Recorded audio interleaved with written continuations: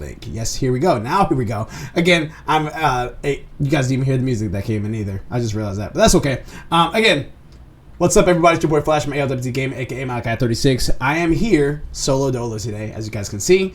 There hasn't been one of my colleagues is coming home from work a little later than normal. The other one is a little under the weather. So I'll be running this solo. As you guys kind of knew from last week, we did not have a stream because it was the 4th of July, so everyone had a holiday week. So I hope everyone had a good holiday. For anyone that's watching right now or listening later on, we appreciate you guys. We love you guys.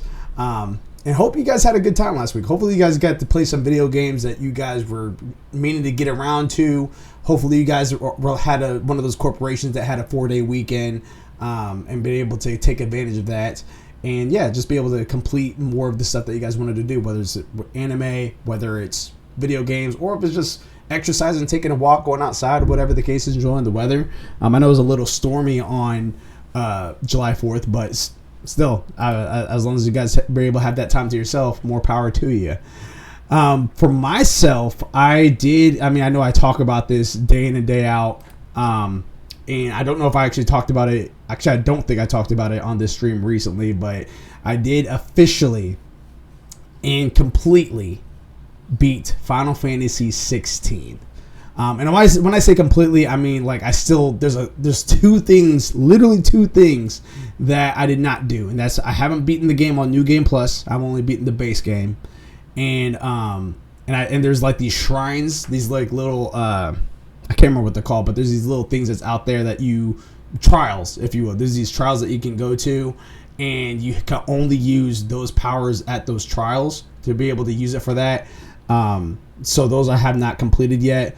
But aside from that, and then I didn't platinum the game. But other than that, everything else, all the side quests I did, the entire storyline I beat, and I have to say it's a 10 out of 10 game. It's a perfect game. It's fantastic.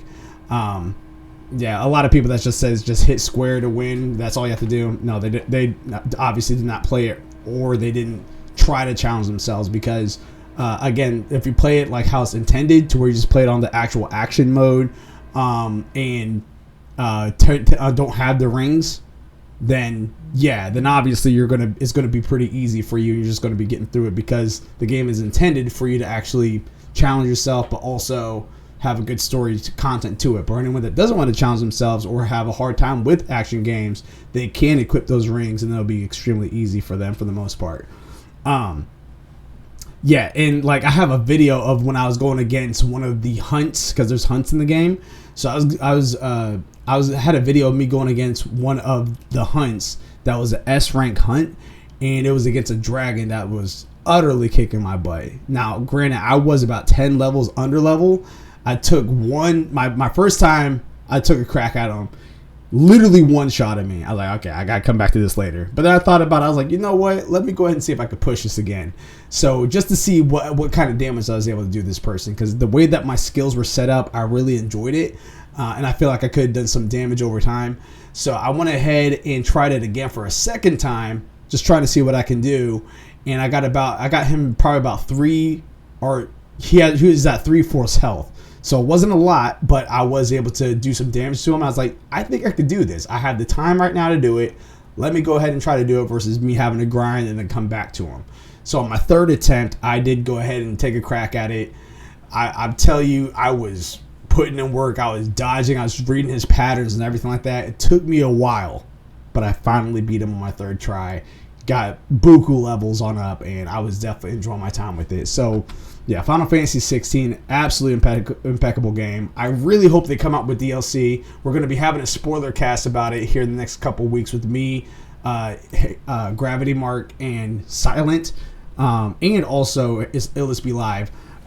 Me and Silent have now officially beat the game. Gravity's still going through his playthrough of the game, and ALWT Live doesn't even own a PS5 yet. So his take and questions that he's going to have on the stream is going to be purely from a person that just has outside questions coming in, and me and Silent, with assumably Gravity, will have those answers too as well, and maybe even different takes. So be on the lookout for that for whenever we do go live with that. Very exciting stuff. Aside from that, anime wise, I've been watching Malevolent Spirits. I missed yesterday's episode, so I got to get caught up on that today. Of course, I've been watching. There's an anime. It was called. It's not. I don't think it's new. It's newer to me, and it might even be new to Crunchyroll, but I don't think it's new. And it's called My Clueless First Friend. It's a slice of life. It's a very wholesome anime. It's not one that I would just go out and recommend to people left and right, but it is one that is like anti-bully and stuff like that, and it definitely kind of hits home a little bit. So it's called My Clueless First Friend, and it's on Crunchyroll. I think you guys will enjoy it, sub and dub.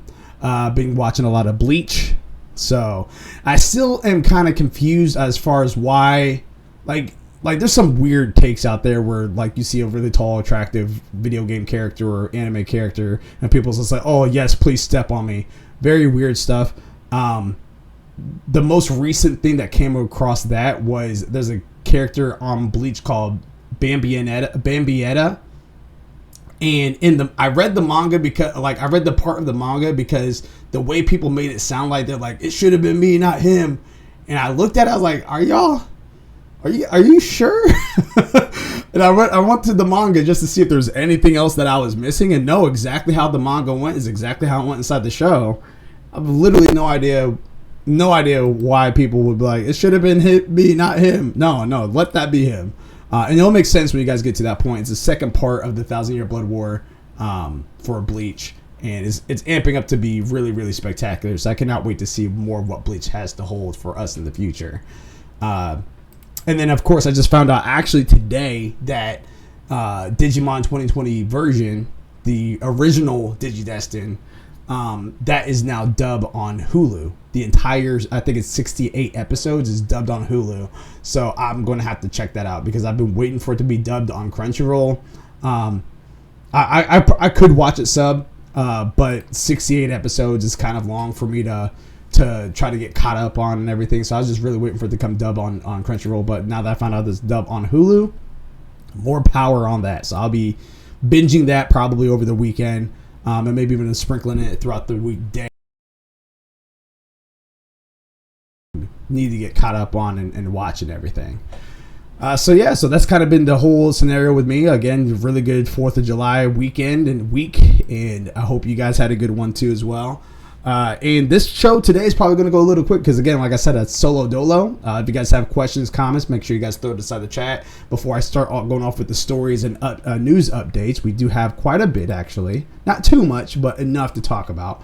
I just definitely remind you guys to make sure you guys are getting your Rep Sports or your Raise Energy drinks at Rep Sports, reppsports.com. Type in ALWT Gaming at checkout and get 15% off your workout powders, your water supplements, all that good stuff. 15% off if you just type in ALWT Gaming at checkout. And for me, right now, I got my Red Bull. That was the closest thing I was able to get right now. I need to restock up on my Raise Energy. But if you do get a Raise Energy drink, there's no sugar in it. Caffeine, no sugar. And they have different flavors that are quite delicious that I think you guys would enjoy. So make sure you guys check that out, reppsports.com. And then, of course, you guys can find us on social media platforms such as Twitch, Twitter, Instagram, Facebook, all that good stuff. Just type in ALWT Gaming. If you can't find us with ALWT Gaming, just type in At Least We Tried Gaming, because at least we tried. And before we jump into all that, we're going to go on over to the Fantasy Gaming League. Dun, dun, dun. Yes. So, as you guys know, on an annual basis, we all go against each other. But it's very similar to like fantasy football, but instead of being on a weekly, like I just mentioned, it was the annual. And then you're not against just one person, you're against everybody at the same time. The scale is 100 points, with 70 points being the threshold of you gaining or losing points. Anything that scores above 70 points on Metacritic, or OpenCritic, if you will, gains you points. Anything that's below 70 points loses you points. So if I'm on Metacritic right now and I see that a game has scored 77 points, and I had that game on my list, then that means I get 7 points because that is 7 points above 70. So that's added to my score. If it's at a 63, that's 7 points below 70, so I lose those points if that game is on my list. And if it's right at 70, I neither gain nor lose. If you start exceeding inside the 90 territory, then anything that's 91, 92, 93 gets doubled. So the 20 points will just be 20 points above 70 because it's 90, but then any points above that is doubled. So if it's 92 points, that's 20 points that's added to my score plus 4 points because that's 2 points, which is doubled. All right, I know it's a lot of math in there, but we don't have to figure it out. The system will for us. And then, of course, we have these things called counter picks out there where you choose a game that's on another person's list and you either don't think it's going to come out or you think it's going to do poorly. And if it does poorly, they lose the points just like it normally would, but you gain those points that they would have lost from you counter picking it. Or if it doesn't come out that year, then we have it set up to where you cannot drop the game. So if we have 10 games on a list, I counter pick one of those games, and it doesn't come out, then you can't drop that game for another game to get full 10 points worth of points, or 10 games worth of points. You would only have 9 games remaining because that last spot is kind of vacant. It's like an empty spot now that you just cannot fill up. So, without further ado, this is what the Video Gaming League is looking like right now. In no particular order, we have Zaka Corp, a.k.a. It's the 9-Ball, who has Tears of the Kingdom, Legend of Zelda, which got 96 points on Metacritic, 32 overall is how many points he got. Fallen Dynasty, 11 points. Redfall, negative 11 points. Wolf Among Us is not coming out this year. And it's counterpick, too, so he can't even drop it. He has System Shock, which got him 6 points. Then everything else that's pending still is the Plucky Squire, Warhammer 40k, Space Marine 2, Tekken 8, Mortal Kombat 1, and he has an open spot that he can still get another game with. He has a counter pick of Sons of the Forest, and he's sitting at a 37 right now on the Fantasy Gaming League. Next up is ALWT Gaming, a.k.a. me, and I have Final Fantasy 16, which got 19 points. Street Fighter 6, 23 points. Hades, pending. Forza Motorsport, pending. Horizon Call of the Mountain, 10 points. Oxenfree 2, Lost Signal, pending. Eternights, pending. Stellar Blade, pending. Remnant 2, pending. And I have an open spot that is actually pending right now. I actually made a little move today. You guys are not aware of it just now, so I just told you about it. But you guys will have to be on the lookout for what that game is going to be, assuming my pickup goes through. And I think it might be a slight sleeper. And I had a counter pick of Black Myth Wukong, which is not coming out this year. And thank God it's not, because that game looks amazing. I think it's going to sell great. But I didn't think it was actually going to hit this year, and I was very confident it wasn't, which I was correct. Illuminatus Living, a.k.a. Illis Be Live, who has Resident Evil 4 Remake, 24 points. Hollow Knight Silksong, pending. Octopath Traveler 2, 15 points. Like a Dragon Ishin, 11 points. Sea of Stars, pending. Bomb Rush Cyberpunk, pending. He has 4 open spots, and he has a counter pick of Wolf Among Us 2, which is confirmed not coming out this year. Titan Brain Go Punch, which is silent, who has Fire Emblem Engage. Oh, and by the way, Illuminous Living has 50 points overall. I can't remember if I said that or not. He's sitting in 3rd place. I'm in 2nd place. Right now, It's the 9-Ball is in... What place is he at? It's the 9-Ball is currently in 4th place. There we go. Titan Brain Go Punch has Fire Emblem Engage, 11 points. Final Fantasy Rebirth, not coming out this year, and it was counterpicked, so he can't drop it. Theater Rhythm, Final Bar Line, 16 points.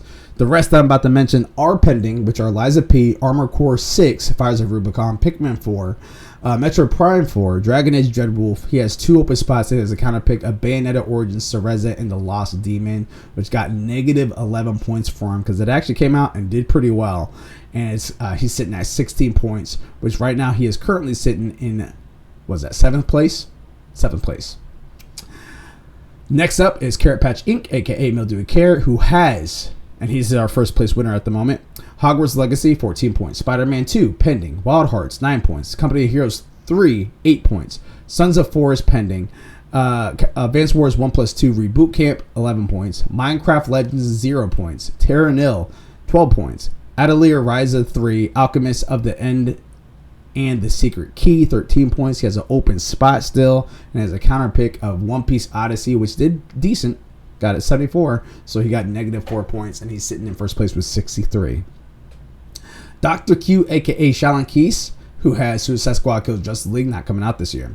Dead Space Remake, 19 points. ALWT 2, pending. Dead Island 2, 5 points. Bayonetta Origins, Cereza and the Lost Demon, 11 points. He has 5 open spots still and has a counter pick of Forspoken, which got him 3 points. He's sitting at 38 right now in 4th place. In last place right now is Gravitron, aka Gravity Mark II, who has Star Wars Jedi Survivor, 14 points. Forspoken, negative 3 points. Atomic Heart, 4 points. Black Myth Wukong, not coming out this year. Skull and Bones, pending. He has 5 open spots. It is a counter pick of Final Fantasy Rebirth, which is confirmed, not coming out this year. This would have been one heck of a year for Final Fantasy games, because Final Fantasy 16 again came out breathtakingly amazing. And then 7 Remake, if that came out this year, this would have been the year for Final Fantasy. Ever Crisis. Oh, I forgot to mention that. I started dabbling with Ever Crisis literally the other night. That seems to be a fun game at the moment. So I'm definitely looking forward to going further in that. And then last but not least, in 7th place, who is Make Ohio Great Again, aka Ohio, aka our former winner from last year, who has Diablo 4. 18 points. Starfield, pending. Assassin's Creed Mirage, pending. One Piece Odyssey, 4 points. Stalker 2, Heart of Chernobyl, pending. He has 5 open spots, and he has a counter pick of Skull and Bones. He's sitting, like I said, in 7th place with 22 points. Ladies and gentlemen, without further ado, let's get into these these video game news. See, I have Final Fantasy on the mind. These video game news. And the biggest topic of the day is something that we're going to talk about, because I know every single video game company and coverage is going to be covering this thing. And it is none other than story number 1. The Xbox battle is over. All right. Finally, it's over. For the most part, it's over. This is a 2-part. So I'm going to read both parts, and then I'll give you guys my thoughts about this. And then, of course, if you guys are inside the chat, like I said, feel free to drop a comment in there. All that good stuff. So Chris Piera and Eddie Makuch from GameSpot says this in their article. Microsoft's bid to purchase Activision Blizzard for $68.7 billion has cleared another major hurdle, paving a way for the Xbox company to press ahead and complete the deal. In its court case against the FTC, which was seeking an injunction to at least temporarily hold up the deal, Microsoft has emerged victorious. The FTC will still hold an antitrust trial on the situation beginning on August 2nd, but the U.S. District Judge Jacqueline Scott Corley's decision means that the FTC will not receive the temporary injunction to prevent the deal from moving ahead in the meantime. Corley's decision can be appealed, but we don't know yet. We don't know if the FTC will do so. It has through July 14th to appeal. The decision was handed down on July 11th, which is today, with Corley disagreeing with the FTC's argument. Sony and the other opponents of the deal said it was anti-competitive. As of yet, Sony has yet to respond or react to the FTC's decision. Quote, the FTC hasn't shown it is likely to succeed on its assertion in the combined firm will probably pull Call of Duty from Sony PlayStation, or that its ownership of Activision content will substantially lessen competition in the video game library subscription or cloud gaming markets, Corley wrote. Continue on with the story. This is the part 2 of it. Wesley LeBlanc from Game Informer says this. Today, a California judge denied the U.S. Federal Trade Commission's request for a preliminary injunction in its case to block Microsoft and Xbox from acquiring Activision Blizzard. Now, shortly after the ruling, Microsoft has announced it will pause its appeal efforts against the Competition and Markets Authority in the UK so that it and the CMA can negotiate.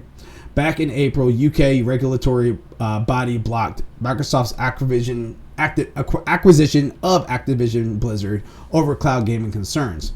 With a July 18th deadline from the acquisition, Microsoft theoretically needs to either mark the UK out of its market as it relates to the purchase or negotiate a deal with the CMA to quell the regulators' concern.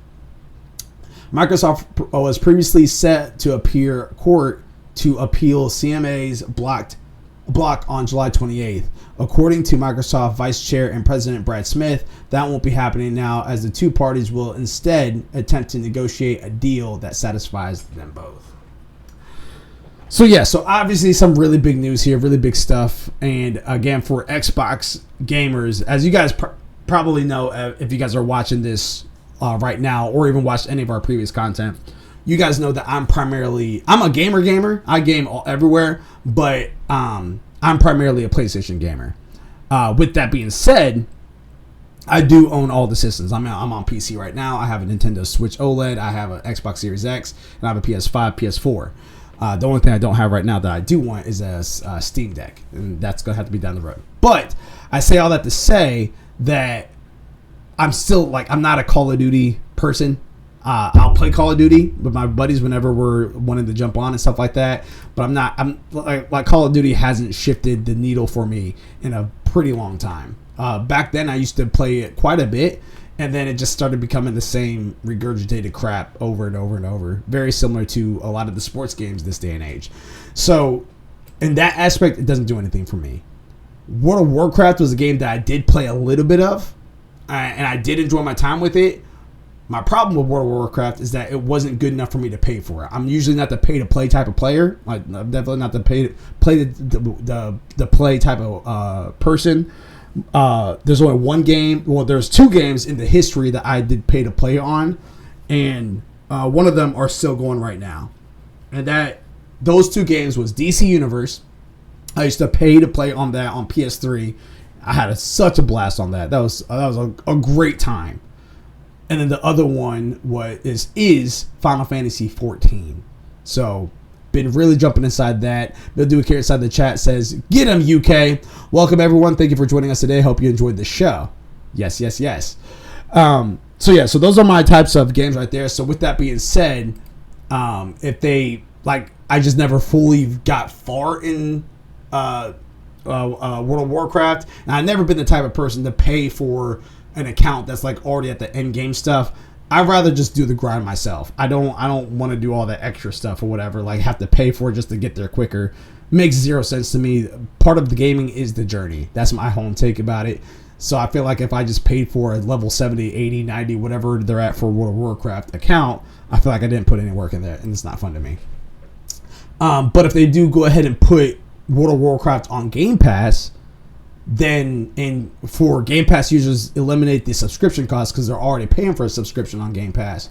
I will definitely jump back inside World of Warcraft whenever I have moments to, and be able to explore that world and be part of the Alliance, because I definitely like the elves. And I think it was the Night Elves I was, but in Burning Crusade I was the Blood Elf, if I'm not mistaken. And I think the Blood Elves, if I'm not mistaken, are part of the Horde. And if that's the case, I'll be definitely going. If I was able to have access to Burning Crusade in Game Pass and don't have to pay anything extra, I would go back to that. But if I don't have to pay for the base game, but have to pay for the subscriptions, I'll just stick on my Night Elf until I get into it enough to be able to jump inside the DLC portion of it, whatever. And these are all just speculations. We don't even know World of Warcraft is even going to be on Game Pass. If it is, likely they'll have it free for Game Pass users. If it's not there if you're not a Game Pass user, you just stick with how it is right now, which you just pay for the game and then pay for the monthly subscription. So we'll have to wait and see exactly how those dominoes are going to lay. But even with all these acquisitions, again, looking at this and outside looking in, Xbox has Bethesda, they have the Coalition. They had Bungie at one point, and then but now they have Activision Blizzard. They're getting all these Obsidian. They have all these stuff underneath them, but still, no games of note has been coming out.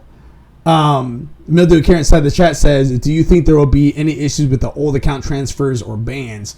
I don't think that there'll be. I think that they're going to try to make it as simplistic as possible while making it more available to the Microsoft Game Pass audience. So I think that if you already have a subscription to World of Warcraft or Activision / I actually, whenever I do play Call of Duty, I'm already playing it on Xbox anyway.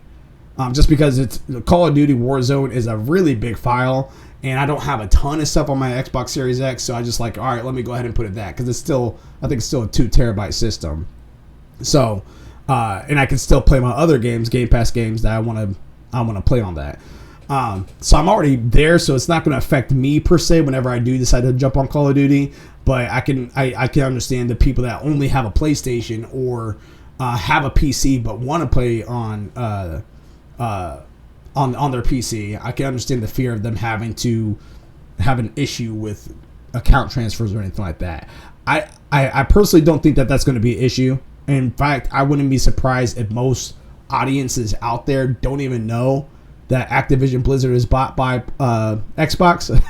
Like the casual gamers, not like the only people that know about this stuff are the people that's really paying attention to video game news and stuff, like me, like Easy Allies, like Kind of Funny Games, like anybody else that's out there. The rest of ALWT Gaming that actually like looks up this stuff. Aside from that, no one really. I don't think anyone's really going to know that Xbox is going to be acquiring Activision. Point taken is because you could go out there inside the wild, tell someone about Game Pass, and half the people might be like, "What's Game Pass?" You know what I mean? So it's still something that's still new, still something that's being talked about. So we'll just kind of have to see of what that'll look like. Mildew Carrot inside the chat says, if they put WoW on Xbox, do you think that it could help? And that's the thing. That's the thing. All right, so I'll continue. You said if they put WoW on Xbox, do you think it could help after it big exodus it had? I think it will help. I think it will help because if they put it on Game Pass, you're already removing the barrier of cost of entry for the game. You still have cost of entry for the subscription, yes, but the difference between having a cost of entry for the game and a cost of entry for the subscription is that for the game, you can only play World of Warcraft and that's it. For the subscription, you can play World of Warcraft, or you can play Lake, or you can play Redfall or Halo or whatever the case is. You have access to a library of games versus just one game. So I think that will be the better deal that they do there. However, I don't think that they're going to put World of Warcraft on the Xbox console. I think they're going to keep World of Warcraft on the PC version of Game Pass, because there are 3 different versions of Game Pass. You have the cloud gaming, which is for your phone. You have the console version, and then you have the PC version. Well, I guess technically 4th. And then the 4th one is just Game Pass Ultimate, which has them all together, all combined, which is what majority of the gamers get. So I think that they do put it on Game Pass, but I don't think it'll be on the console per se. So only time will tell. And there's even a question that someone had on another stream talking about how quickly Xbox puts Activision Blizzard games on Game Pass.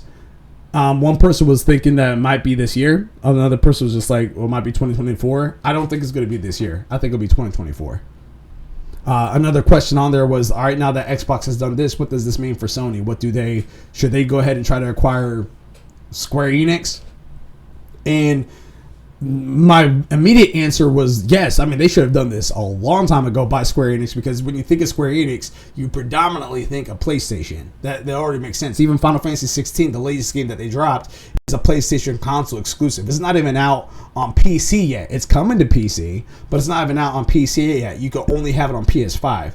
And it's doing wonders in sales already. And that's another thing. People are trying to compare Final Fantasy 16 sales to 7 Remake and all the other stuff and try to call it a flop. Are you kidding me? 3 days over $4 million on one console? You guys are idiots if you guys think that that's terrible sales. Like, absolute. That is incredible. That is incredible. So, and again, getting 89 on Metacritic, all that good stuff. We just read it off and everything. So, yeah, no, it's fantastic game of the year type of stuff. They be hating, they do. They really do. And I genuinely don't understand it. I can understand it for people that are just trying really hard to have Zelda Breath of the Wild or Tears of the Kingdom be game of the year for their own personal greed or whatever. I get it. That's your prerogative, whatever. But overall, like, aside from that, a lot of these arguments, it's not a Final Fantasy. Well, Tamura says it is, so there you go, it is. It's Final Fantasy in the name. Are you kidding me? Like, what kind of argument is that? It's not a real RPG. All right, they did say that it's going to be more of an action style, and there still is going to be some RPG elements in there, but that one is a little bit more of a better argument, but still, like, Are you serious? Like, it's a at the end of the day, who freaking cares? It's a fantastic game. Play it. If you don't want to play it, don't play it. But shut up about it if you don't play it, because you don't know about it. So anyway, but at this at this particular time, does Sony even really need to buy Square Enix at this point?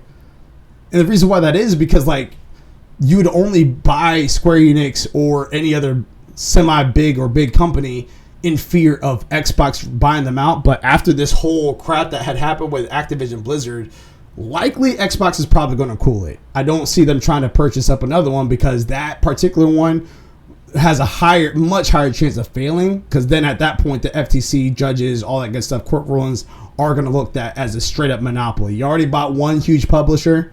You literally just locked that in barely, but you locked it in. Now you're going to try to get another one after that. Yeah, now at that point you're trying to eliminate your competition. You're not trying to create competition. And so that's why I'm thinking that was what was brought up inside one of the other streams I was watching earlier. And I agree with it. I don't think that Sony really needs to buy Square Enix at the moment. I think it'd be cool because, again, I'm a Final Fantasy person all day. But I don't think they really necessarily have to. And on top of that, it's not even like, again, like when you look at the studios that PlayStation has, they've been putting out banger titles. You do have Last of Us, you do have Uncharted, you do have Ratchet and Clank, you have Horizon, you have Ghost of Tsushima, you have Spider-Man, you now have Wolverine that's going to be coming out, you have Final Fantasies, like literally the list goes. That's just a God of War. I didn't even get to God of War. Like the list just keeps on going. That they, as long as they're doing what they're doing, putting out that blockbuster quality experience, like literally triple, quadruple A experiences. There's no need for them to do it. Just keep doing what you're doing. So I just think that ultimately this acquisition is a win for the most part everywhere. For people to be able to be like, all right, I'm on Game Pass. Y'all complained about not having games. Well, here you go. Now eventually you're going to have access to Call of Duty and probably World of Warcraft. And now what we were just talking about this earlier, Diablo. I don't even have to buy it now because I already have Game Pass. So I don't really even have to go out and buy Diablo 4. Now, granted, when it comes to Game Pass, that's a whole nother discussion. But we know it is going to come to Game Pass at some point. So sooner than later, cool. But yeah, at this point, I don't have to. I was planning on buying it. I don't have to buy it now. Only way I have to buy it is if I wanted it for my PS5. That was it. Aside from that, I don't have to buy it anymore. So yeah. So, of course, if you guys have any questions, thoughts, or anything like that about the Activision Blizzard acquisition, congratulations, Microsoft, on that. I think that's good for Xbox gamers in general.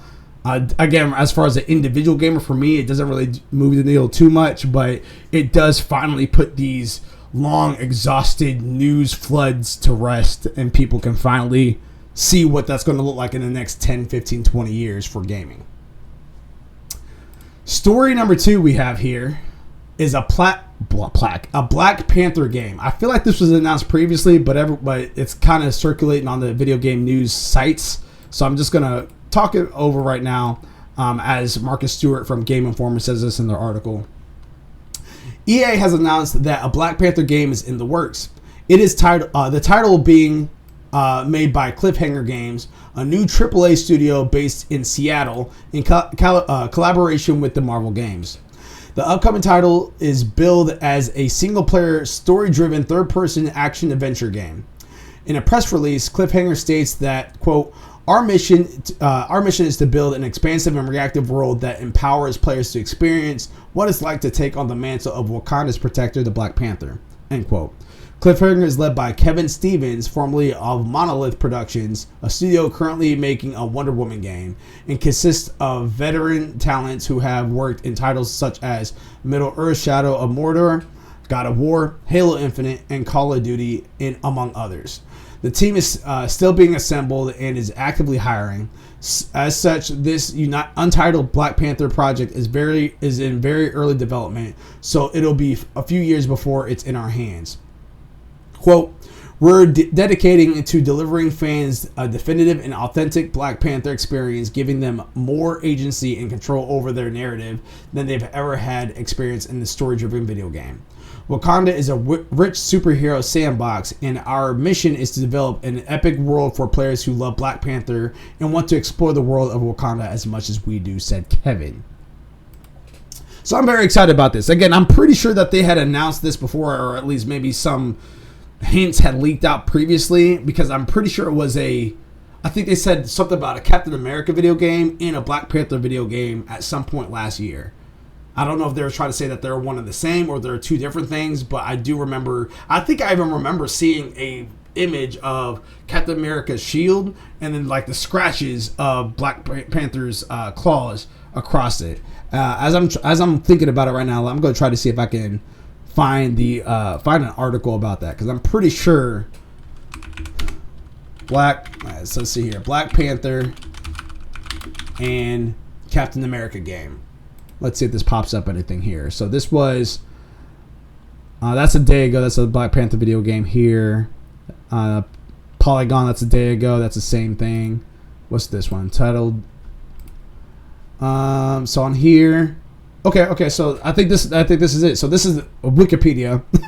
So don't quote me too heavy on this. An untitled Captain America Black Panther video game is an upcoming action adventure game that developed and published by Skydance New Media from Skydance Media. And is based in Marvel Comics characters Captain America and Black Panther, setting against an original narrative that derives from the long-running comic book mythology and various adaptations in other media. Loosely inspired by the 2010 comic book limited series Captain America / Black Panther Flags of Our Fathers, the story will take place across Paris and the nation of Wakanda during the height of World War II, with the organization of Hydra appearing as the main antagonist force. The game was jointly announced by Skydance and Marvel Games on October 21st October 2021 as the first project to be produced from the former studio, alongside involvement of studio heads Amy Hennig and Julian Beek as producers. With television and comics writers Mark Bernardine confirmed as writing the game alongside Hennig to follow the month. The game was officially teased in September 2022. So yeah, so I don't think I mean, like, again, it's Captain America and Black Panther. But it's very, and Mildew Carrot says, wait, World War II? Yeah, that's what it says on the Wikipedia. So I'm not, so again, don't get me wrong. I am extremely excited for a Black Panther video game. I definitely want to see what this looks like, how it plays like, and what it will feel like. But I feel like this is almost non-news, because we already got something about Black Panther cross with Captain America video game. So I don't know. I just feel like that they might be making too many similar styles of video games that might be coming out around the same time. That's like almost like me coming out with an Ultimate Alliance video game and a Spider-Man video game and a PS2 style, like whatever that PS2 or that GameCube video game was of Spider-Man. Whenever you're fighting Venom on like the football field fighting Venom in the football field, whatever. I can't remember what the name of that Spider-Man video game was, but I feel like that might be a little too close together. And again, still excited for a Black Panther video game, but the way that everyone's talking about it is as if it's something like new. It is new, but I feel like I'm actually surprised this is making top news for most sites. So yeah. So if you guys are looking for a Black Panther video game, Wakanda Forever, to be on the lookout for that. Ways off still. They're still developing the team, but I think this would be incredible if they're able to pull this off and make it look even as half decent like how Insomniac has been doing with Spider-Man, or what we're anticipating Insomniac to do with Wolverine. If they're able to do that with Black Panther, by all means, sign me up. And I'm very curious to see if they're going to let you make your own Black Panther. That will be something that will be kind of a weird, a touchy subject to a degree, because if they let you create your own Black Panther, cool. But I feel like that's going to be a little too touchy, because no offense to anybody out there that's not black, but Black Panther's black. You know what I mean? So if someone tried to make a Black Panther and they made him white, I can see that ticking off some people out there. Or if a white person made a Black Panther that was black, but it happens to be in the hands of someone that is white that's racist, they might try to make Black Panther look super, super stupid with like super big lips and nose or whatever the case is, just make him like the Black Panther, which would cause some issues on streams. So I'm very curious to see what they're going to do with that. My thought is that they're just going to just have a canned, a preset character that's going to have voice acting on them and stuff like that. So we'll see. And I wonder if they're going to, if they do anything like they do for Sifu, I guess that'll be fine, because then you can choose a male Black Panther or a female Black Panther like they did with Riri or whatever her name is. I don't know. I'll just be very curious to see. I'm very curious to see what they're going to do with this moving forward. So, but something to keep your eyes peeled over for the next couple years as we get through Starfield and Final Fantasy VII Remake and all that. This might be something to look out for.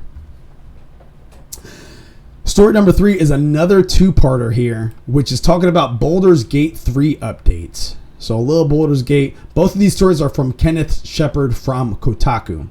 So I'm just going to read through them both because they're actually very similar in context here.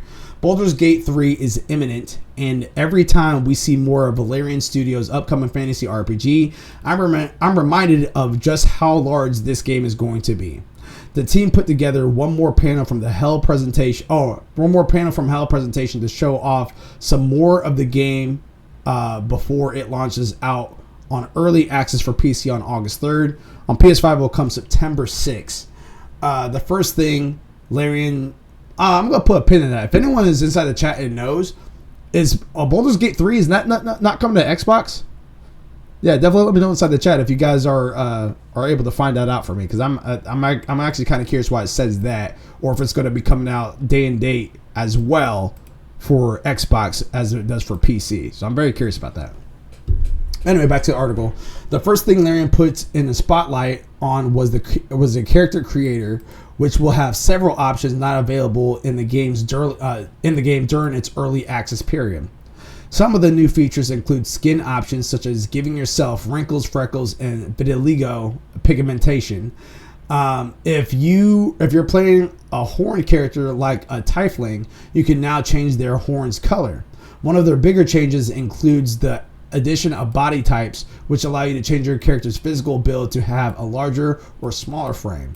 Alongside the overall changes that apply to most races, Larian also showed off the Dragonborn race, which they said was difficult to design compared to other races as they are reptilian. So I'm going to put a pin in there real fast until we get to the part 2 of this, because Mildew Carrot may have found the answer I'm looking for. So he says, according to Games Radar, if you've been enjoying it in early access, we have great news. Baldur's Gate 3 will launch on August 3rd on PC and Mac, with Baldur's Gate 5 on Baldur's Gate's PS5 launch will set for August 31st. Not set to launch on Xbox at all. That's interesting. I wonder why that choice is. That's very interesting, because I don't think Larian is not an Xbox exclusive or a PlayStation exclusive company. So I think that's very interesting. And I think they're a PC company, if I'm not mistaken. Or a video game company, I should say. I think they're just a third party video game company just overall. So it's kind of interesting that it's not coming to Xbox in the foreseeable future that we're aware of. Continue on with this part 2. Baldur's Gate 3 is a big game with all that death and capital C content comes character customization. While you can pick between different races, classes, and appearances, the latest panel from Hell presentation may have accidentally revealed that you can pick your character's genitals as well. Interesting. During the developer Larian Studios panel from Hell presentation today, July 7th, so as you guys can tell, this is about 4 days ago, the team showed off some updates to the character customization options that will be available in the full game compared to the early access version currently available. While the studio was primarily focusing on things like showing off quote-unquote maturity sliders that let you add wrinkles to show age or vitiligo pigmentation. And I apologize in advance if I'm saying that word wrong. It's vitiligo, vitiligo pigmentation. The menu also showed an option to change the character's genitals at the 4-hour, 10-minute, and 45-second mark. The option shows on the screen simply reads default, so it's unclear just how extensive the customization will be. We've reached out to Larian for comment, and we'll update the story if we hear back. And that again is Kenneth Shepard from Kotaku. So if you guys want to follow that as far as like being able to create your person's genitals or whatever, having a little Cyberpunk 2077 action going on there, by all means follow that story on Kotaku from Kenneth. So yeah, I mean, again, it's like that's kind of a weird thing to say, but that's been a huge thing lately. Like, I think that the level of customization is really, really cool. I mean, for me, like, again, if you like, however you want to create your character representation of yourself or whatever the case is, more power to you. I'll be creating I'll have to see what races are out there and classes and all that good stuff. I usually like to go for the assassin/warrior style. And also I heard that Baldur's Gate 3 has a really big RPG element in there, almost like a tabletop, I guess you could say. So I'll be very curious to see exactly how they're going to be implementing this inside their game. Out of all the Boulder Gates, I think this is the one that is likely to get me in, and I'm very curious to see. There was another thing that I also wanted to throw this out there. There was an article, and this is the part that's really weird. I feel like this is really weird. There's an article that came out there where it said someone can metamorph into like a bear, like their animal form, and have sex with another character in their animal form. Just extremely weird and honestly disturbing stuff. But no, it's out there, and so that just tells you the amount of freedom you'll have inside the game, which to some degree is cool, but at the same time, it's just like, that might be a little much. So, aside from those weird things that I had mentioned right there, Builder Kids, really weird. But I do like the level of freedom that you're going to be able to have within the game from what it sounds like. So we'll have to see if it's included inside like the PlayStation subscription, which I doubt it will be. Or if it's like not that expensive, I'm not having anything else planned that at the time, I'll consider getting this up at launch. Otherwise, I'll just have to wait for November, because November's not that far off from when it would release, and go from there, see what it's like. Ladies and gentlemen, we're about to wrap it up here soon, so I'm just going to go through a couple fun ones with you guys. And story-wise, we're done for the day, but I'm going to give you guys a couple fun ones out here. So on the first one we have here, this one's more important to me, if you will, is FC24's new trailer. Now, actually, we have time, so I will actually alter my screen so I can show you guys what that looks like.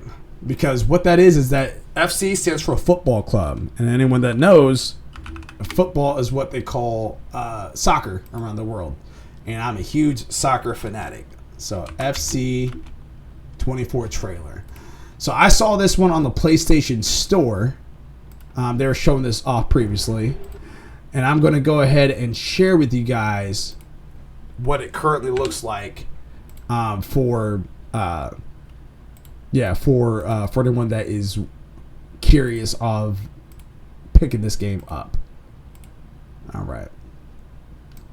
Here we go. And here we go. And they still don't have a final title of this game either yet. But it's time to get closer. Turn this bad boy down a little bit. There we go. Different game. Yeah. So again, they don't have an official title of this game. Last I checked, that's going to be revealed in the next couple days. I believe on the 13th. This is currently what it looks like a little bit. You're going to see, obviously, they have the character models down pretty well. I will say it does look a little like it looks a little PS4, PS3-ish, if you will, as far as like how the characters are moving and stuff. But it's exciting to see that EA is going to be having a new soccer game that's not just labeled FIFA. So I wonder how much this is going to free them up and go from there. All you got to do is play. That's what brings us closer. Closer to each other and closer to the world's game. I don't need to tell you that, though. You're part of this. Always have been. And you're in good company. Welcome to the club. And you got Erling Haaland right there in the middle. There you go. So, yep, see a full gameplay trailer on July 13th. So, in the next 2 days, we're going to have some more details about it. So, as I'm looping that in the background here, I'm going to talk about this little trailer real fast by Tom Ivan from VGC, Video Game Chronicles, for the shorthand. It plans to fully reveal the title with a gameplay trailer and more details later this week. The announcement trailer features many of the players recently confirmed to star on the cover of EA Sports Football Club 24's Ultimate Edition. EA Football Club is the publisher's first football game following the end of its long-running partnership with FIFA. EA will unveil the game during a live stream on July 13th at 9:30 p.m. 9:30 a.m. Pacific time, which is 12:30 p.m. Eastern Standard Time, 5:30 Boston time, which is p.m., and then British Standard Time, I should say, and then 6:30 p.m. Central CEST. I don't know what that is. Quote, this event will feature a keynote from executive spokesperson people, and special guests include details on the upcoming EA Sports FC 24 title and reveal the highly anticipated global cover athlete, end quote, the company said. Erling Haaland was reportedly stars on the cover of EA's FC 24 Standard Edition. So yeah, so anyone that likes FIFA or anything like that, that's what we're looking forward to, is some more FIFA. But now we're gonna have an official title. It's not gonna be called FIFA anymore.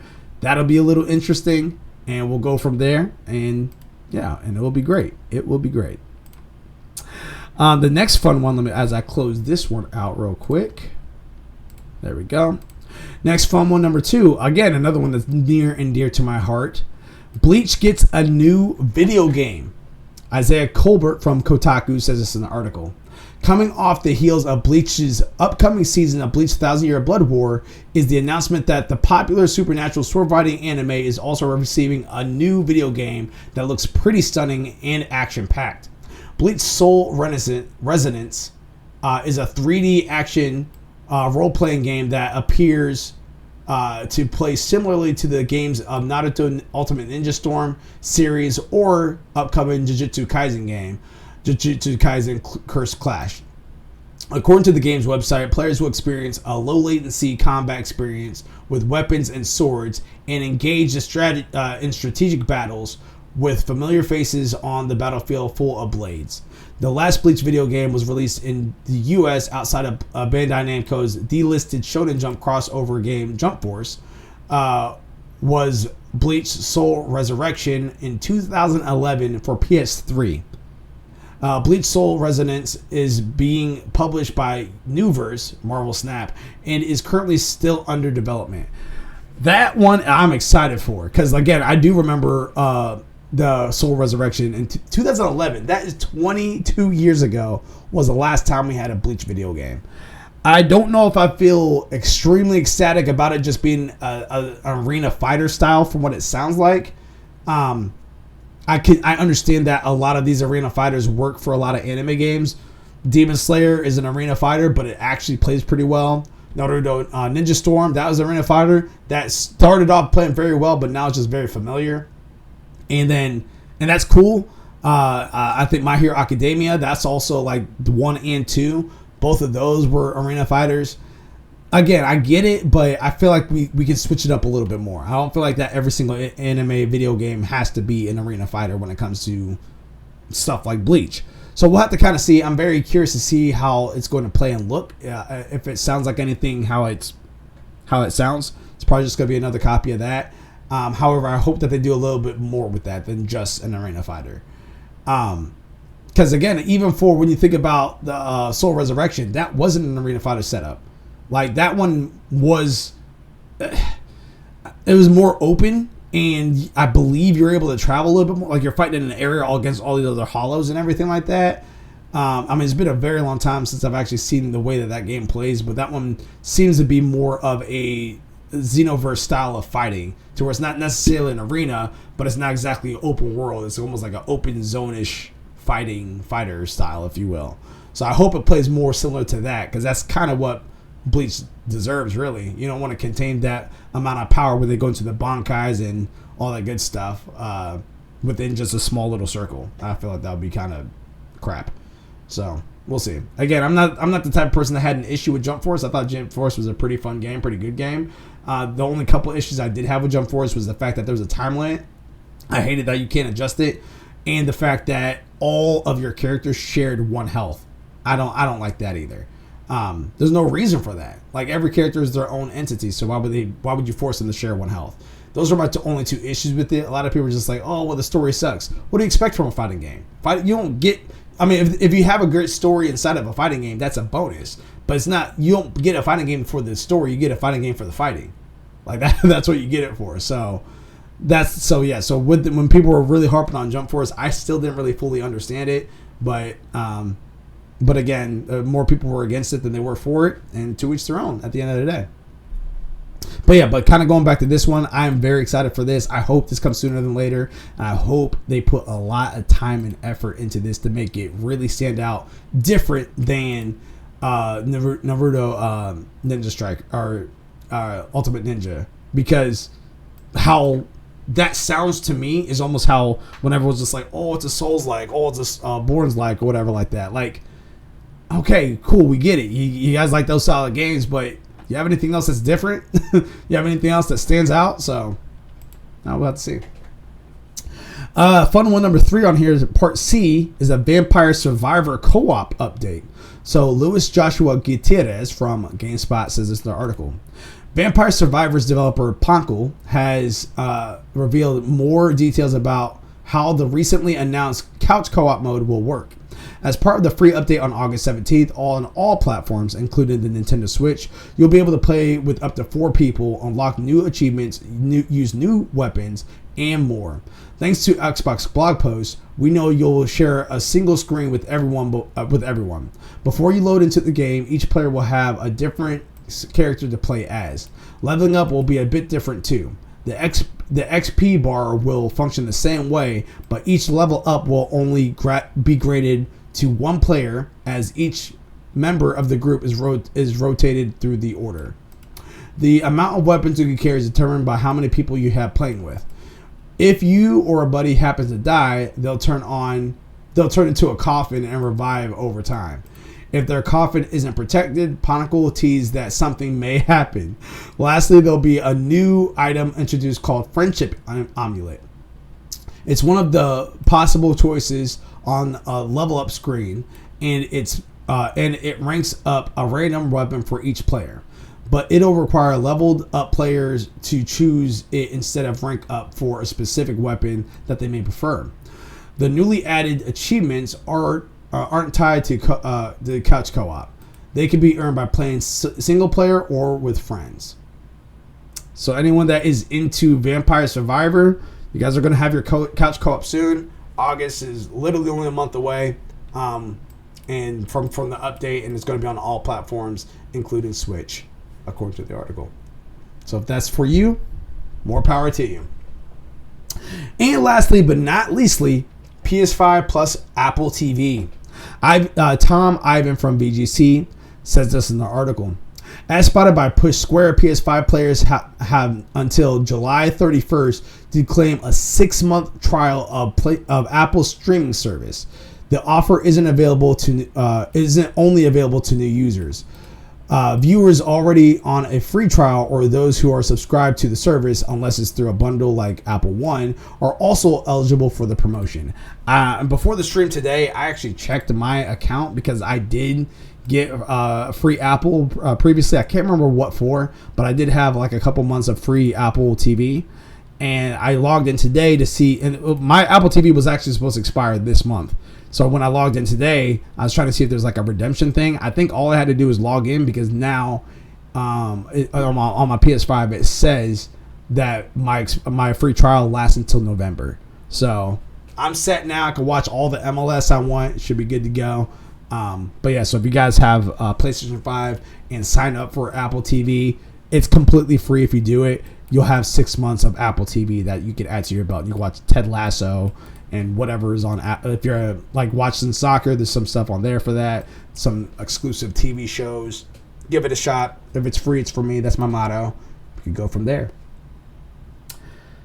Ladies and gentlemen, we're ending about 30 minutes earlier than normal because, again, we were able to fly right on through all these stories since I was the only one here.